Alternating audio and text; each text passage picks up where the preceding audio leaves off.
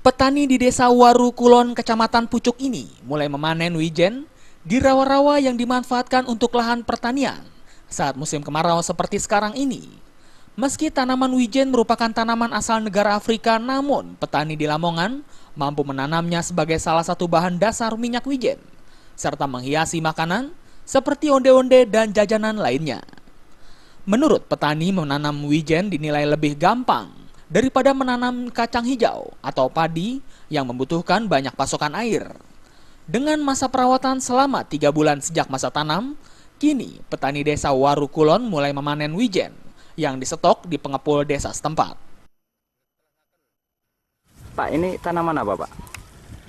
Wijen, Ini berapa bulan, Pak, musim panennya, Pak? 2,5 bulan.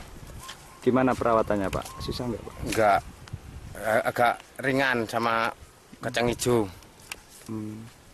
Petani sini mayoritas wijen ya, Pak? Wijen semua Dijual kemana, Pak, ini, Pak? di pengepul Waru Kulon.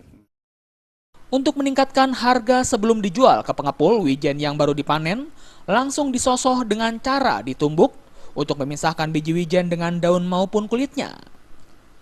Untuk lahan seluas 100 meter persegi, petani mampu memanen 500 kg biji wijen dengan harga kisaran Rp18.000 per kilonya.